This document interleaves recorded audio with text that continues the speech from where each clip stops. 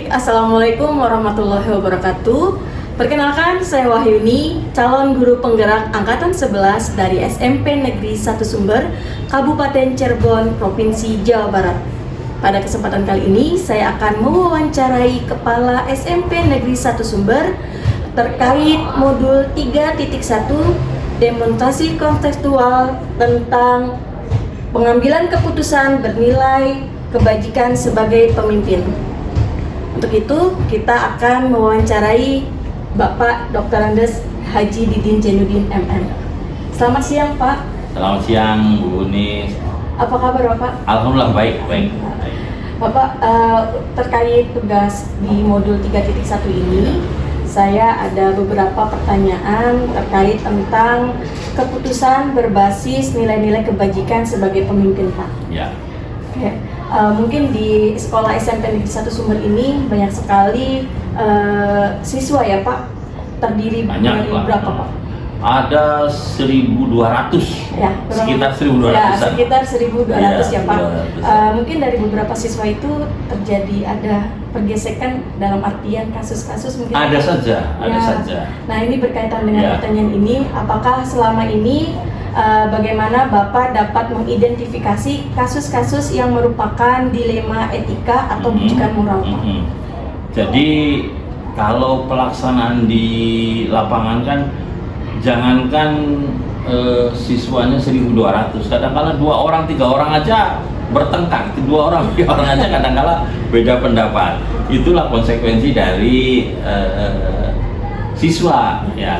Nah, di kegiatan-kegiatan sekolah pun sama, hampir tiap hari itu ada saja yang mereka yang berkonflik, yang ada masalah, meskipun sebenarnya sih hal-hal yang sepele, tapi karena dianggap bahwa itu jadi masalah, kadang-kala ya mereka saling mempertahankan prinsip barangkali bahwa saya merasa ini benar, makanya kita yang paling bijak adalah bagaimana kita mengidentifikasi masalah. Ya. Karena memutuskan satu masalah itu kita harus tahu dulu posisinya di seperti apa gitu, sehingga nanti ketika bahwa ternyata sebenarnya si A nih yang salah karena begini ya kita juga harus menyampaikan, tetapi tentunya di lembaga pendidikan juga cara penyampaian juga harus berbeda. Harus berbeda. Berarti harus mengidentifikasi dulu ya, Pak. Mengidentifikasi masalah dulu, itu penting, itu harus. Nah, untuk selama ini ya, Pak, bagaimana Bapak menjalankan pengambilan keputusan di sekolah, terutama untuk kasus-kasus di mana ada 2 kepentingan yang sama-sama benar atau sama-sama mengandung nilai kebajikan, Pak? Nah, ini biasanya kalau orang berselisih, orang yang bermasalah itu, permasalahannya mereka merasa sama-sama benar, mereka sama-sama tidak salah. Ini yang barangkali kita harus, seperti yang tadi saya sampaikan, bahwa kita harus lebih bijaksana dalam menyelesaikan masalah. Maka dari itu yang penting adalah kita harus tidak lepas dari acuan yang ada. Acuannya apa sih? Kita kan punya aturan peraturan, kita punya petunjuk pelaksanaan. Jadi kembali ujung-ujungnya nanti sesuai aturan. Ketika sudah diketahui bahwa ini loh aturannya seperti ini, ternyata kamu yang salah, itu pun tidak bisa secara langsung bahwa saya menjudge bahwa ini kamu salah. Tentunya dengan penyampaian tata cara yang juga etis, karena yang namanya anak jangan sampai nanti satu sisi malah mematahkan semangat anak, karena ini kan pembelajaran. Betul ya, Pak. Berarti harus sama-sama ya, Pak, ya? Ya. Untuk melakukan langkah-langkah atau prosedur seperti apa yang biasa Bapak lakukan selama ini, Pak? Jadi kalau saya selaku pimpinan ketika menemukan masalah-masalah seperti ini, maka kita harus memutuskan, harus melihat masalah secara dengan logika yang benar, dengan logika penyelesaian kasus yang ada. Artinya bahwa saya tetap punya batasan bahwa dalam menyelesaikan masalah tidak ada yang dirugikan. Meskipun ada, kalau ada pun itu sifatnya hanya untuk apa ya, pendidikan. Jadi seperti itu Mbak Uni. Jadi kan kadang-kala ya dilematisnya begitu. Iya, tetap ada aja. Nah, untuk hal-hal apa saja yang selama ini Bapak anggap efektif dalam pengambilan keputusan pada kasus-kasus dilema etika, Pak?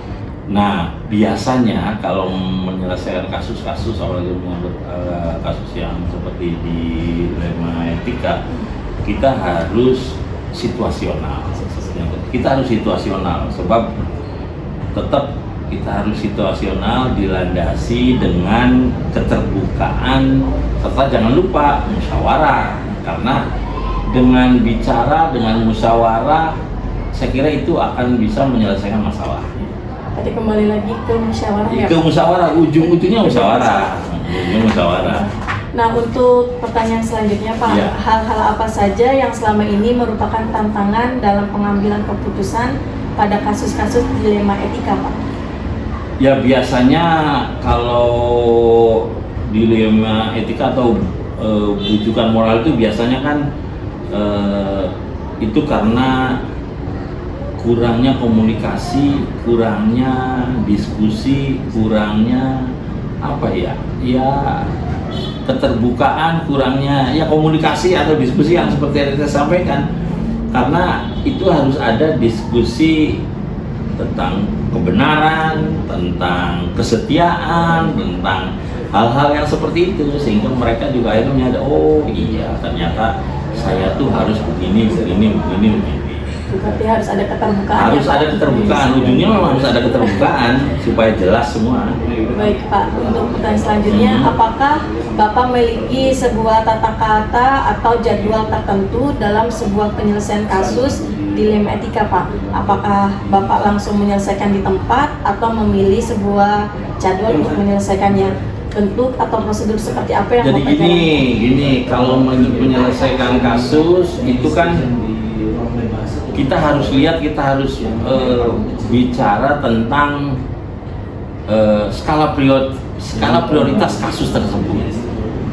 Ada kasus yang tidak berdampak ke orang lain, ada kasus yang juga punya dampak akhirnya ke orang lain dan orang banyak. Bagaimana penyelesaiannya? Kita seperti yang tadi saya sampaikan bahwa kita harus punya skala prioritas. Waktunya kapan sih, Pak? Menyelesaikan kapan sih waktunya, Pak? Kita lihat tadi skala prioritasnya yang mana nih. Oh, skala prioritasnya bisa saya harus menyelesaikan yang ini dulu nih. Kenapa ini selesai dulu? Karena ini berdampak kepada yang lain, berdampak kepada orang lain, berdampak kepada yang lain, sehingga ini harus diselesaikan lebih dulu.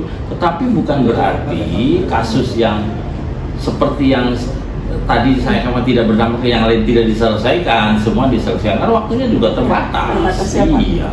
Berarti utamakan yang terpenting. Iya. Nah, untuk pertanyaan selanjutnya, adakah seseorang atau faktor-faktor apa yang selama ini mempermudah atau membantu Bapak dalam pengambilan keputusan dalam kasus-kasus dilema etika, Pak? Jadi dalam menyelesaikan kasus ini banyak faktor-faktor yang membantu kebijakan atau keputusan saya selaku kepala sekolah.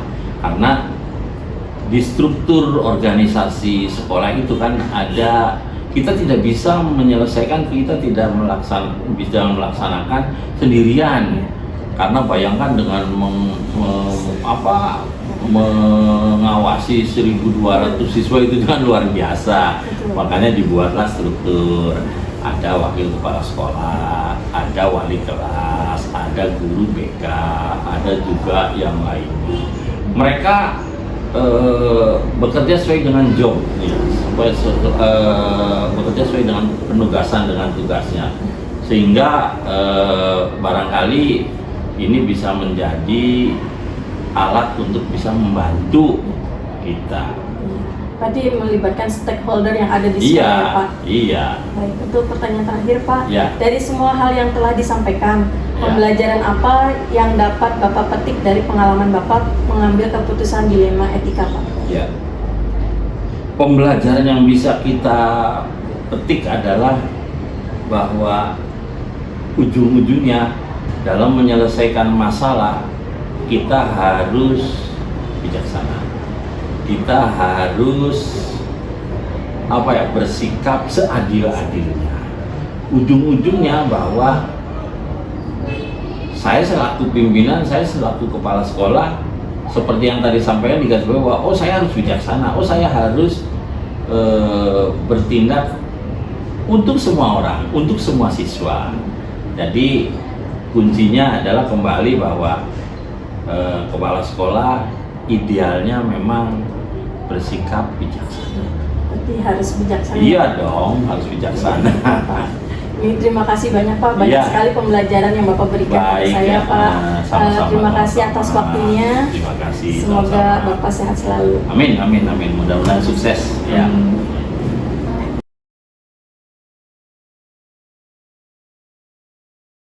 Assalamualaikum warahmatullahi wabarakatuh. Perkenalkan, saya Wahyuni, CGP Angkatan 11 SMP Negeri 1 Sumber, Kabupaten Cirebon, Provinsi Jawa Barat. Pada kesempatan kali ini, saya akan mewawancarai Kepala SD Negeri 1 Kerandon, Bapak Dr. Andes Darsono, berkaitan dengan tugas Dekon Modul 3.1, pengambilan keputusan berbasis nilai-nilai kebajikan sebagai pemimpin. Selamat pagi Pak. Pagi. Apa kabar Pak? Alhamdulillah baik. Baik, mohon izin waktunya Pak, pada kesempatan kali ini saya akan mewawancarai Bapak terkait modul 3.1 pengambilan keputusan berbasis nilai-nilai kebajikan sebagai pemimpin. Sudah berapa lama Pak Bapak di sini sebagai kepala sekolah? Saya di sini terhitung Januari 2024 sampai sekarang untuk di SDN 1 Negeri Kerandon. Sebelumnya saya bertugas selama 9 tahun di SD Negeri Kubang, masih satu kecamatan Talu juga. Ya. Untuk pertanyaan pertama Pak, selama ini bagaimana Bapak dapat mengidentifikasi kasus-kasus yang merupakan dilema etika atau bujukan moral? Baik, untuk pengalaman yang sudah saya lakukan, saya selaku kepala sekolah dalam menyikapi kasus-kasus dilema etika atau bujukan moral selama ini bisa dikatakan tidak pernah mengidentifikasi, karena semua yang terjadi langsung kita pelajari kasusnya dulu dan mencari kesimpulan untuk dapat digunakan sebagai tindak lanjut. Itu yang saya lakukan. Ya, ada yang lain? Ada Pak. Untuk selama ini Pak, bagaimana Bapak menjalankan pengambilan keputusan di sekolah Bapak, terutama untuk kasus-kasus di mana ada dua kepentingan yang sama-sama benar atau sama-sama mengandung nilai kebajikan? Dalam hal pengambilan keputusan, bila ada dua kepentingan yang sama-sama benar atau yang sama-sama mengandung nilai kebijakan, maka perlu memperhatikan atau mengaitkan dengan aturan yang ada, karena pegawai ASN itu harus punya integritas dan loyalitas yang tinggi. Itu. Nah, untuk pertanyaan ketiga Pak, langkah-langkah atau prosedur seperti apa yang biasa Bapak lakukan selama ini Pak? Baik, pengalaman saya, langkah-langkah atau prosedur yang saya lakukan sebagai kepala sekolah dalam menyikapi dilema etika ini sebenarnya belum punya langkah khusus ya, belum tuh. Namun saat menemukan kasus ide spontanitas berdasarkan logika serta kasus yang ada di lapangan itu intinya. Baik Pak, untuk yang pertanyaan keempat Pak, hal-hal apa saja yang selama ini Bapak anggap efektif dalam pengambilan keputusan pada kasus-kasus dilema etika Pak? Hal-hal yang paling efektif biasa diambil dalam menyelesaikan kasus dilema etika.